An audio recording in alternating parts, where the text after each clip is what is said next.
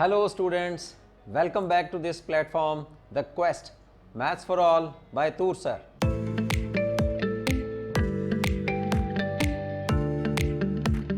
In my last lecture, we were discussing about how to form the partial differential equations. That is, the formation of partial differential equations with the help of two methods, by eliminating the arbitrary constants and eliminating of arbitrary functions. तो हमने देखा कि किस तरह से हमें partial differential equations को बनाना है। बनाना आपने देखा होगा कि जब हम लोग उसका फॉर्मेशन कर रहे थे तो बेसिकली हम लोगों ने क्या किया, हमारे पास एक फंक्शन था, हमारे पास एक एक्सप्रेशन था, z was dependent variable and x and y independent variables, और उसमें आर्बिट्ररी कॉन्स्टेंट्स भी थे और आर्बिट्ररी फंक्शन भी थे। तो हमने क्या किया, हम लोगों ने डिफरेंशिएशन किया। मेरी बात ध्यान से सुनिए, हम लोगों ने पार्शियल डिफरेंशिएशन किया या डिफरेंशिएशन किया, जो हम लोग पिछले सेमेस्टर में करते रहे हैं। जैसे हम लोगों ने जब डिफरेंशियल इक्वेशंस बनाई थी, तो जब हम लोग फॉर्मेशन करते हैं, बनाते हैं, तो हम लोग क्या करते हैं, डिफरेंशिएशन करते हैं। मेरे पिछले लेक्चर में हम लोगों ने पार्शियल डेरिवेटिव्स किए थे, यानी कि बनाने के लिए, पार्शियल डिफरेंशियल इक्वेशंस को फॉर्म करने के लिए हमें डिफरेंशिएशन को करना पड़ेगा, डिफरेंशिएशन करना होगा। समझिए इस बात को, जो मैं बार बार से आपको रिपीट कर रहा हूं। लेकिन जब आज जो हमारा टॉपिक है वो है कि हमें पार्शियल डिफरेंशियल इक्वेशंस दी होंगी, और पर्टिकुलरली जो हम टॉपिक करने जा रहे हैं उसमें partial differential equations of maximum उसमें क्वेश्चंस जो होंगे वो फर्स्ट ऑर्डर के होंगे, और हो सकता है कि उसमें सेकंड ऑर्डर के क्वेश्चंस भी आपको मिल जाएं। तो हम डिफरेंट मेथड से पार्शियल डिफरेंशियल इक्वेशंस हमें दी होंगी और हम उनको सॉल्व करेंगे। यानी कि जो हमने पिछले लेक्चर में किया, अब उससे हम लोग उल्टा काम करने जा रहे हैं कि पहले हमें सॉल्यूशन दिया हुआ था या एक एक्सप्रेशन था, dependent variable in terms of independent variable and arbitrary constants, और हम लोगों ने डिफरेंशिएशन करके पार्शियल डिफरेंशियल इक्वेशंस को बनाया था। अब पार्शियल डिफरेंशियल इक्वेशंस हमें दी होंगी और हमें उसमें से डेरिवेटिव्स को रिमूव करना है, डेरिवेटिव्स को हटाना है या डेरिवेटिव्स को एलिमिनेट करना है, and you will have to come along with an expression such as we have x y z a b. इस टाइप का आपको एक्सप्रेशन आ जाएगा जब आप दी हुई पार्शियल डेरिवेटिव्स का, उसमें से पार्शियल डेरिवेटिव्स को आप रिमूव करोगे। अब पार्शियल डेरिवेटिव्स को रिमूव कैसे करते हैं, सीधी सी बात है, एंटी डेरिवेटिव्स करके, यानी कि इंटीग्रेशन करके। तो अब का जो टॉपिक है उसमें आप इंटीग्रल करोगे तो आपको ऐसा एक्सप्रेशन कोई मिल जाएगा, इस तरह के एक्सप्रेशन में जिसमें आपके पास डिपेंडेंट वेरिएबल हो, इंडिपेंडेंट वेरिएबल हो और कांस्टेंट्स हो। तो उस तरह के सॉल्यूशन को हम लोग बोलेंगे कंप्लीट सॉल्यूशन, कंप्लीट सॉल्यूशन, ठीक है। और अगर यहां इसको कंप्लीट इंटीग्रल भी कह देते हैं। और अगर जो सॉल्यूशन हम लोग निकालेंगे, if that solution is containing arbitrary functions, phi और साई जैसे हम लोग पीछे लेते रहे हैं, जो भी, तो जो सॉल्यूशन हम लोगों ने निकाला उसमें अगर आर्बिट्ररी फंक्शंस हो आपके पास, तो that type of solution is called general solution, ठीक है। ये सब मैं आपको बातें, जो मैं अभी डेफिनेशन दे रहा हूं कि कंप्लीट सॉल्यूशन क्या होता है, ऐसा कोई एक्सप्रेशन होगा जिसमें आपके पास डिपेंडेंट वेरिएबल, इंडिपेंडेंट वेरिएबल और आर्बिट्ररी कांस्टेंट्स हो। और जनरल सॉल्यूशन क्या होगा, जिसमें सॉल्यूशन जो है वो आर्बिट्ररी फंक्शंस अगर उसके अंदर आए तो हम लोग उसको जनरल सॉल्यूशन बोलेंगे। एक होता है पर्टिकुलर सॉल्यूशन। पर्टिकुलर सॉल्यूशन क्या होगा, जो आपके पास ये आर्बिट्ररी कांस्टेंट्स आए, इन आर्बिट्ररी कांस्टेंट्स की अगर हम लोग पर्टिकुलर कोई वैल्यूज दे दें, ठीक है, अगर इनकी कोई हम लोग पर्टिकुलर वैल्यूज दे दें, कोई कांस्टेंट वैल्यू दे दें इनको, तो वो सॉल्यूशन जो होगा, that solution is called particular solution, ठीक है। ये तीन टाइप के नाम जो हैं आपको इस टॉपिक में, और अब के बाद जो हम लोग टॉपिक करेंगे उसमें सुनने को मिलेंगे। तभी मैंने थोड़ा सा आपको बताया कि कंप्लीट सॉल्यूशन क्या होता है, जनरल सॉल्यूशन क्या होगा और पर्टिकुलर सॉल्यूशन क्या होगा। तो चलते हैं आज के फर्स्ट टॉपिक की ओर, जिसमें आपको पार्शियल डिफरेंशियल इक्वेशन दी होगी and you have to solve them. तो सबसे पहले जो हमारा टॉपिक आ रहा है वो है by the method of direct integration. ठीक है, partial differential equations solvable by direct integration.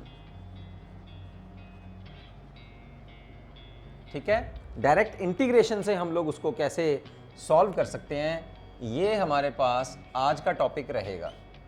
Right, तो देखिए कुछ एग्जांपल्स लेते हैं हम लोग। जैसे कि फर्स्ट एग्जांपल मेरे पास है, इसमें कुछ एग्जांपल्स की हेल्प से हम लोग समझना चाहेंगे इसको।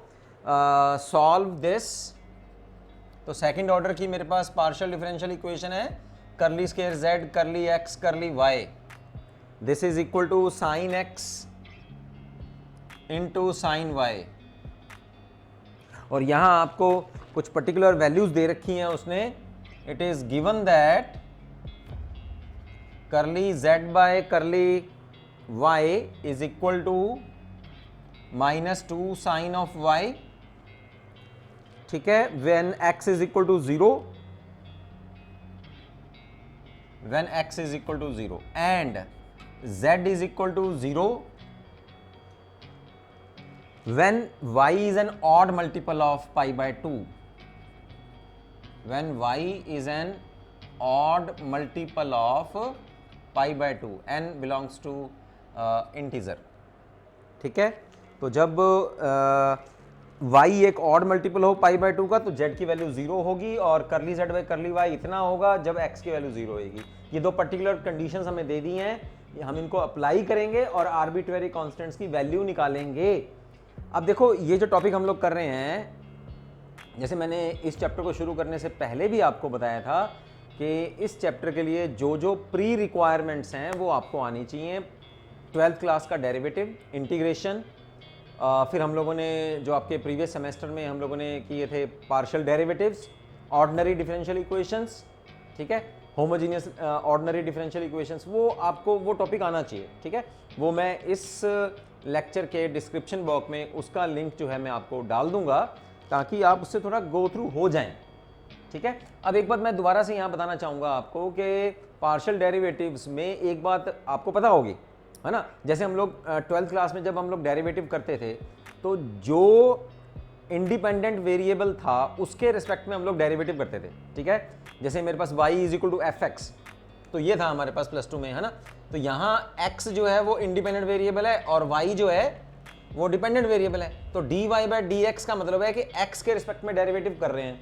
इसका मतलब बाकी जो भी होगा का मतलब है चाहे वो कांस्टेंट हो, चाहे अगर मान लीजिए यहाँ z भी लिखा हुआ है तो उसको हम लोग कांस्टेंट मानेंगे, सिर्फ x लेंगे जिसके रिस्पेक्ट में हम लोग, यानी कि कहने का मतलब है कि केवल x वेरिएबल माना जाएगा, बाकी सभी को हम लोग कांस्टेंट मानेंगे। ठीक है ना। तो यहाँ पार्शियल डेरिवेटिव में भी ऐसा ही है, जब हम लोग y के रिस्पेक्ट में डेरिवेटिव कर रहे हैं तो x कांस्टेंट है, x के रिस्पेक्ट में पार्शियल डेरिवेटिव कर रहे हैं तो y कांस्टेंट है। सिमिलरली इज फॉर इंटीग्रेशन, जब हम लोग y के रिस्पेक्ट में इंटीग्रेशन कर रहे हैं तो आपको याद होगा 12th क्लास में जब आप इंटीग्रेशन करते थे तो एक कांस्टेंट ऑफ इंटीग्रेशन आप ऐड करते थे। तो वो जब हम लोग y के रिस्पेक्ट में इंटीग्रेशन कर रहे हैं that means y is variable, और दूसरा वेरिएबल हमारे पास क्या है, x। जब हम लोग y के रिस्पेक्ट में इंटीग्रेशन कर रहे हैं तो x जो है वो है तो वेरिएबल, लेकिन उसको उस समय कांस्टेंट मानेंगे हम लोग, क्योंकि y के रिस्पेक्ट में इंटीग्रेशन कर रहे हैं तो x will be treated as a constant quantity. बस ये बात आपको ध्यान रखनी है। इसी तरह से जब x के रिस्पेक्ट में इंटीग्रेशन कर रहे हैं तो y will be treated as a constant quantity. Okay, ये सब बातें हैं तो नॉर्मली मैं आपको सिर्फ रिकॉल ही करवा रहा हूं। तो ये मेरे पास एक इक्वेशन दी हुई है। सबसे पहले मैं इधर से अब इंटीग्रेशन इधर से करने लगा हूं, x के रिस्पेक्ट में हम लोग दोनों साइड इंटीग्रेटिंग कर देते हैं। ठीक है, integrating one both sides with respect to x। ठीक है, तो curly z by curly y x के रिस्पेक्ट में कर दिया, है ना, क्योंकि डेरिवेटिव था तो डेरिवेटिव इंटीग्रेशन से खत्म हो गया, तो मेरे पास सिर्फ यही बचा ना। अब इधर मैं इंटीग्रेशन कर रहा हूं तो साइन y क्या होगा, कांस्टेंट, क्योंकि मैं x के रिस्पेक्ट में इंटीग्रेशन कर रहा हूं तो y constant, x will be variable, तो साइन x का इंटीग्रेशन हो जाएगा minus cos x sine y। चलिए अब जब हम लोग इंटीग्रेशन करते हैं तो एक कांस्टेंट ऑफ इंटीग्रेशन ऐड करते हैं ना। अब मुझे बताओ यहां जो कांस्टेंट ऑफ इंटीग्रेशन ऐड होगा, y इसमें कांस्टेंट है, तो क्यों ना उसको y का फंक्शन ही ले लें। Suppose this f y is treated as a constant, ठीक है, अ कांस्टेंट फंक्शन। क्यों? क्योंकि y के रिस्पेक्ट में हम लोग इंटीग्रेशन कर नहीं रहे, हम लोग x के रिस्पेक्ट में कर रहे हैं, तो y वेरिएबल कांस्टेंट माना जाएगा। ये एज इट इज रहा, साइन x का इंटीग्रेशन हो गया, और एक जो कांस्टेंट ऑफ इंटीग्रेशन ऐड करना था वो हम लोगों ने y का फंक्शन ऐड कर दिया, ठीक है। अब आप इसमें इनिशियल कंडीशन लगा लो और ये कांस्टेंट ऑफ इंटीग्रेशन की वैल्यू निकाल लो। दोनों तरफ आप x 0 पुट करो, when x is equal to 0, curly z by curly y की वैल्यू क्या गिवन है आपको, -2 sine y।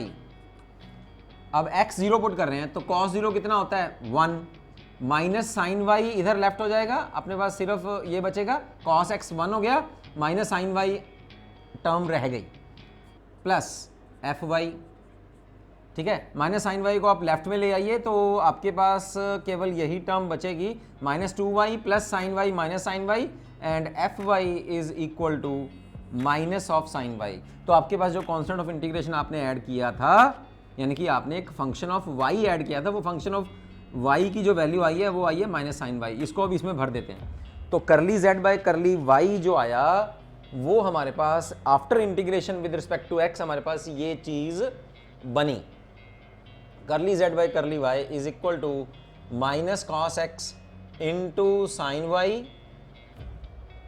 Minus sine y, ठीक है। इसकी एफ वाई की वैल्यू मैंने पुट कर दी यहां इक्वेशन नंबर 2 में, फ्रॉम 2, ठीक है। अब आप आ जाओ, अब देखिए ये डेरिवेटिव किसका है, z का है y के रिस्पेक्ट में, और मुझे सॉल्यूशन का मतलब क्या है कि आपको जितने भी डेरिवेटिव्स दे रखे हैं, यहां पर 2 डेरिवेटिव हैं, एक y के रिस्पेक्ट में एक x के रिस्पेक्ट में, उनको आपने रिमूव करना है with the help of integration. तो जिस जिस वेरिएबल के रिस्पेक्ट में डेरिवेटिव है उसी वेरिएबल के रिस्पेक्ट में आप इंटीग्रेशन कर दो। तो जैसे मैंने इधर से करने लगा तो पहले x के रिस्पेक्ट में कर दिया, अब y के रिस्पेक्ट में इंटीग्रेशन करते हैं, तो again integrating with respect to y। अब y के रिस्पेक्ट में कर रहे हैं तो x क्या होगा, कांस्टेंट। तो जब आप इसमें कांस्टेंट ऑफ इंटीग्रेशन ऐड करेंगे तो x का फंक्शन ऐड कर दो, ठीक है। तो यहां कितना बचा, अब इसका इंटीग्रेशन कर रहे हैं y के रिस्पेक्ट में तो केवल z बचेगा, ये एंटी डेरिवेटिव जो है वो इंटीग्रेशन से खत्म हो गया, ये डेरिवेटिव जो है वो इंटीग्रेशन से खत्म, और z फंक्शन हमारे पास बचा। cos x जो है वो कांस्टेंट है, इसको ऐसे ही रखते हैं। साइन y का इंटीग्रेशन y के रिस्पेक्ट में कितना आ गया, cos y, minus cos y आया तो ये प्लस हो गया, यहां माइनस साइन y का इंटीग्रेशन करेंगे y के रिस्पेक्ट में तो माइनस cos y आएगा, माइनस और माइनस ये भी प्लस हो गया, cos y आ गया, प्लस f1 मान, जैसे मैंने यहाँ f is a function of y था ना, तो मैं यहाँ f1 is a function of x। अब इसको एक कांस्टेंट फंक्शन हम लोग मान के चल रहे हैं, क्यों, क्योंकि इंटीग्रेशन किसके रिस्पेक्ट में कर रहे हैं, y के रिस्पेक्ट में, तो x कांस्टेंट माना जाएगा। बस इनमें ये सब बातें आप लोगों को ध्यान रखनी है। x का फंक्शन क्यों कर रहे हैं भाई, y का फंक्शन क्यों कर रहे हैं, क्योंकि ये पार्शियल डेरिवेटिव्स हैं, और आपको ये बात ध्यान होनी चाहिए कि पार्शियल डेरिवेटिव्स में हमारे पास फंक्शन के अंदर कितने वेरिएबल्स होते हैं, या तो 2, और या ये हम लोग पिछली क्लासेस में पढ़ाए हैं। तो जब आप x के रिस्पेक्ट में करते हैं तो y कांस्टेंट हो जाता है, तो अब y है तो वेरिएबल पर उसको हम लोग कांस्टेंट मान रहे हैं, तो इसका मतलब कांस्टेंट मान रहे हैं, तो z कोई ना कोई y का फंक्शन ही होगा जो कांस्टेंट ट्रीट करेंगे उसको। और जब y के रिस्पेक्ट में इंटीग्रेशन कर रहे हैं तो x कोई ना कोई फंक्शन ही होगा जिसको हम लोग कांस्टेंट फील कर रहे हैं, ट्रीट कर रहे हैं। तो यहां पर भी x का एक फंक्शन ही होगा जिसको हम लोग एज अ कांस्टेंट ऐड करेंगे जब हम लोग y के रिस्पेक्ट में इंटीग्रेशन कर रहे होंगे। ओके, तो मेरे पास अब फिर इनिशियल कंडीशन लगा दो ये वाली कि z की वैल्यू 0 है when y is an odd multiple of π/2। देखिए यहां पर अब ऑड मल्टीपल ऑफ π/2 के लिए cos y की वैल्यू कितनी होती है, कॉस वाई मैं दोनों तरफ लूंगा, odd multiple of pi by 2 कितना जाता है 0। तो यहां आप z की वैल्यू 0 भरिए, आप यहां लिख दीजिए when y is an odd multiple of pi by 2 then you have z is equal to 0। ये स्टेप भी 0, ये भी 0, तो cos x into 0 is 0 plus 0 plus f1x। तो f1x की वैल्यू क्या आई, जो कांस्टेंट हम लोगों ने ऐड किया था, कांस्टेंट फंक्शन जो ऐड किया वो आ गया 0। इसको अब आप नंबर 3 में भर दीजिए। So from equation number 3 z is equal to cos x into cos y plus cos of y, taking cos y as a common factor and you will left with 1 plus cos of x. This is your y. So this is your required solution. ठीक है, अब ध्यान से देखिए, ये जो solution आया इसमें मेरे पास ना तो आर्बिट्रेरी कांस्टेंट्स हैं और ना ही आर्बिट्रेरी फंक्शंस हैं। मैंने कुछ पर्टिकुलर वैल्यूज दी हैं। कौन कौन सी पर्टिकुलर वैल्यूज थी, वो ये वाली पर्टिकुलर वैल्यूज हैं कि करली z बाय करली y इतना होगा जब x 0 होगा, और व्हेन y की वैल्यू इतनी होगी तो z की वैल्यू 0 होगी। तो ये पर्टिकुलर वैल्यू है, मतलब ये पर्टिकुलर सॉल्यूशन है। बोलो आपको समझ में आ रहा होगा ना। इसलिए इसमें आर्बिट्रेरी कांस्टेंट्स या आर्बिट्रेरी फंक्शंस नहीं हैं। ठीक है, जब आपको कोई इनिशियल कंडीशन नहीं दी हुई तो फिर आपके आंसर में डेफिनेटली आर्बिट्रेरी कांस्टेंट्स या आर्बिट्रेरी फंक्शंस बचेंगे, आएंगे, तो उनको जनरल सॉल्यूशन हम लोग ट्रीट करेंगे। एक और एग्जांपल हम लोग ट्राई करते हैं और ज़्यादा समझ में आएगा आपको। सेकंड एग्जांपल में हमारे पास स्टेटमेंट है curly square z over curly x square plus z is equal to 0 and given the initial conditions when x is equal to 0 z will be equal to ey and curly z by curly x is equal to 1। अब देखिए ध्यान से, यहाँ जो z function है उसका 2 बार partial derivative है x के रिस्पेक्ट में। इसका मतलब दोनों बार जब हम लोग इंटीग्रेशन करेंगे तो y को कांस्टेंट लेना पड़ेगा, क्योंकि हमें ये पता है कि z जो है वो इनिशियली x और y का एक फंक्शन है, और जब हम उसका पार्शियल डेरिवेटिव कर रहे हैं x के रिस्पेक्ट में 2 बार, तो y उस समय भी कांस्टेंट था, और जब हम इसका सॉल्यूशन निकालेंगे यानी कि z का आंसर लेके आएंगे, एक फंक्शन लेके आएंगे in terms of x y z and arbitrary constants या आर्बिट्रेरी फंक्शंस, तो उस समय भी y जो है एक कांस्टेंट ट्रीट होगा। यानी कि जो कांस्टेंट ऑफ इंटीग्रेशन हम लोग ऐड करेंगे वो y के फंक्शन ऐड करेंगे। अब ये बात ध्यान यहाँ देते हैं। चलो इसको सॉल्व करते हैं। ये अब हमारे पास आपको ध्यान होगा कि आपने जब पिछले सेमेस्टर में ऑर्डिनरी डिफरेंशियल इक्वेशंस की थी तो आपके पास ये इस तरह का था ये सॉल्यूशन, है ना। इसको ऐसे लिख देते हैं D square plus 1 into z is equal to 0। तो डी की वैल्यू क्या है यहाँ पर, करली बाय करली एक्स, तो डी स्क्वायर क्या हो जाएगा, करली स्क्वायर एक्स बाय करली एक्स स्क्वायर। तो ये ऑपरेटर है, डिफरेंशियल ऑपरेटर है, पार्शियल डिफरेंशियल ऑपरेटर। अब इसका ऑक्सिलरी सॉल्यूशन इक्वेशन हम लोग कैसे निकालते थे, D square plus 1 is equal to 0, D is equal to plus minus 1 under the root, तो क्या आ जाएगा प्लस माइनस आयोटा।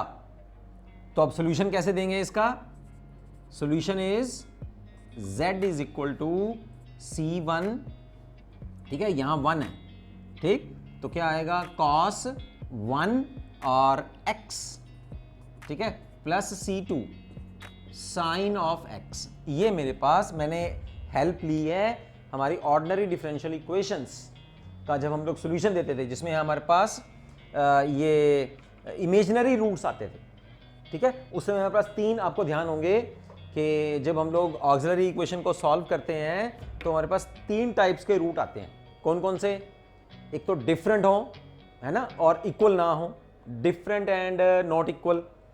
फिर थे हमारे पास इक्वल रूट्स के लिए हम लोगों को कैसे लिखना है, डिफरेंट रूट्स के लिए हम लोग कैसे लिखते थे, इसका सॉल्यूशन कैसे लिखते हैं हम लोग, याद है आपको, e power m1x plus c2 e power m2x, है ना। और इक्वल रूट्स के लिए कैसे लिखते हैं, जो भी हमारे पास इक्वल रूट है वो हम लोग यहाँ लिखते थे e पावर mx। तो इस तरह का मैंने हेल्प मिला। अगर किसी स्टूडेंट को जिसने अच्छी तरह से m2 का अपना जो पिछला सेमेस्टर क्लियर किया, उसने ऑर्डिनरी डिफरेंशियल इक्वेशंस, वहाँ से मैं ये आपका लेके आ रहा हूँ, ठीक है। अगर आपके पास बुक है भी तो आप NP वाली भी यूज़ कर सकते हैं और उसमें भी आपको सॉल्यूशंस मिल जाएंगे, लेकिन डिटेल्ड वहाँ नहीं है, डिटेल आपको यहाँ मिलने वाला है।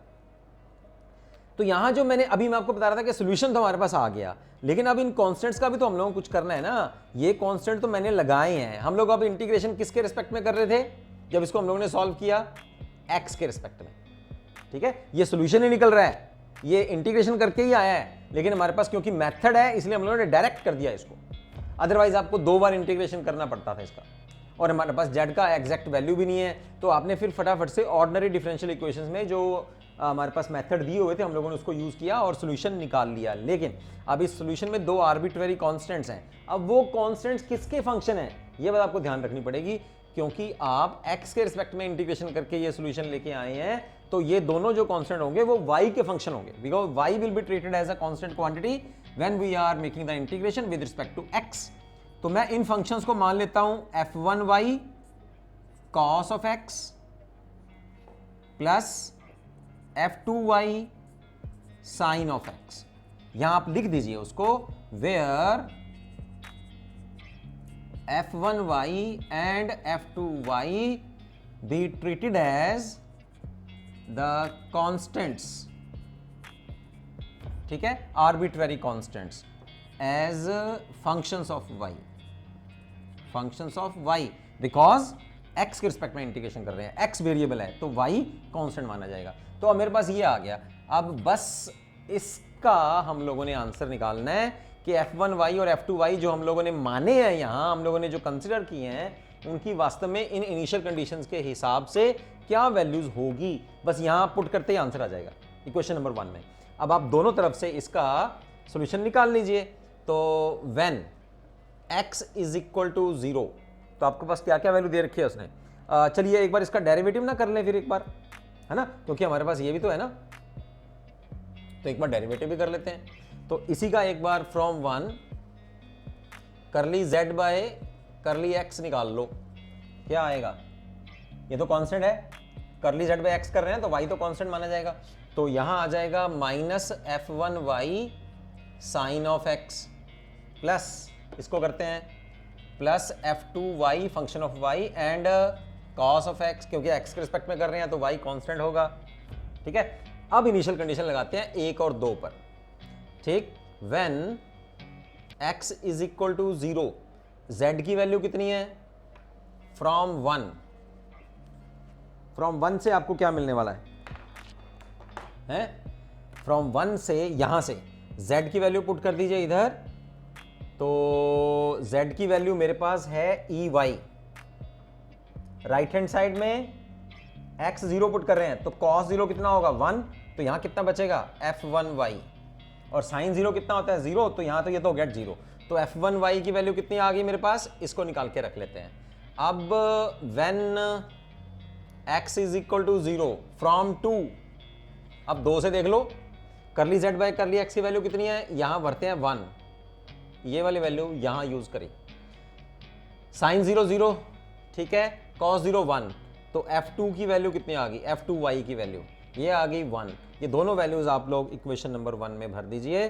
सो from 1 we have the required solution as f1y is ey cos of x plus sin of x, this is your required solution of the given partial differential equation।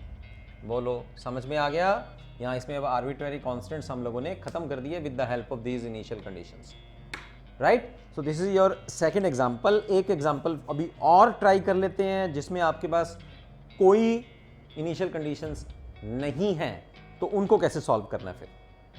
अब देखिए इस क्वेश्चन में मेरे पास वो कह रहा है कि ये पार्शियल डिफरेंशियल इक्वेशन है और आपने इसको सॉल्व करना है, and here he is not giving you any initial condition, okay. तो यहाँ t, देखो मैं पार्शियल डिफरेंशियल इक्वेशन क्यों बोल रहा हूँ, क्योंकि मेरे पास t है, और t का मतलब क्या होता है, p(q)(r)(s)t curly square z over curly y square, this is equal to sine of x y. तो ये मीनिंग तो आपने खुद पता होना चाहिए आपको, क्योंकि we already did in our first lecture कि p(q)(r)(s)t का मतलब मैंने आपको बता दिया था, वो आपने एज इट इज पूरे चैप्टर में आपको याद होना चाहिए। तो अब आपके पास क्या नजर आ रहा है, आपको z फंक्शन है, आपको ये भी याद होना चाहिए कि मैं 2 वेरिएबल्स में फंक्शन ले रहा हूं, z is a function of 2 variables, और 2 टाइम डेरिवेटिव किया हुआ है y के रिस्पेक्ट में, और आपको z का वैल्यू सॉल्व करने का मतलब यही होता है कि आपको इस तरह का कोई ना कोई फंक्शन लेके आना है जिसमें डेरिवेटिव्स ना हो, रिमूव हो चुके हों। तो रिमूव कैसे होंगे? इंटीग्रेशन से। तो अब इंटीग्रेशन कैसे करेंगे? 2 बार इंटीग्रेशन कर दो, पहले एक बार y के रिस्पेक्ट में, फिर जो आंसर आएगा उसका फिर एक बार y के रिस्पेक्ट में इंटीग्रेशन कर दो, सिंपल। तो integrating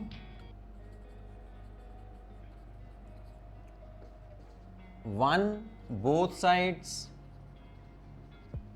with respect to x, with respect to y, ठीक है, क्योंकि y के रिस्पेक्ट में डेरिवेटिव है तो y के रिस्पेक्ट में इंटीग्रेशन करेंगे, ठीक है। तो मेरे पास क्या बचा? 2 बार है तो एक बार खत्म, एक बार बच जाएगा, ठीक है, इंटीग्रेशन हो गया। अब इसको पूरे का करते हैं, साइन का integration minus cos x y, और यहां y के रिस्पेक्ट में कर रहे हैं तो x will be treated as a constant quantity. ये बात ध्यान रखनी है आपने, ठीक है। तो y के रिस्पेक्ट में y वेरिएबल है, x कांस्टेंट है, ठीक। तो जो x कांस्टेंट है वेरिएबल का जो भी मल्टीप्लाई है वो नीचे आ जाएगा, ठीक, plus a constant of integration अब आपको ऐड करना है। तो आप खुद बताओ मेरे को कि यहां जो भी, जैसे मान लो c1 हम लोग ऐड कर रहे हैं कांस्टेंट ऑफ इंटीग्रेशन, तो ये c1 कौन से वेरिएबल का फंक्शन होना चाहिए? है ये कांस्टेंट, तो y के रिस्पेक्ट में कर रहे हैं तो y वेरिएबल है, इसका मतलब x कांस्टेंट है, तो यहां x का फंक्शन जो है हम लोग ऐड करेंगे। तो यहां क्या लिख सकते हैं आप? Where f1x is a function of x is treated as, पूरा लिखो आप, treated as a constant of integration, ठीक है, because we are making the integration with respect to y। अब एक बार इंटीग्रेशन हो गया और एक बार डेरिवेटिव भी कम हो गया, अब फिर एक बार और करना है क्योंकि हमें ये 1 टाइम डेरिवेटिव भी रिमूव करना है। तो अगेन इंटीग्रेटिंग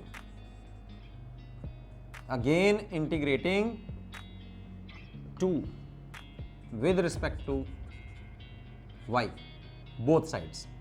तो अब फिर y वेरिएबल है तो यहां आ गया z, अब y वेरिएबल है, x तो कांस्टेंट ही है तो -1/x बाहर, cos का इंटीग्रेशन क्या आ जाएगा? साइन,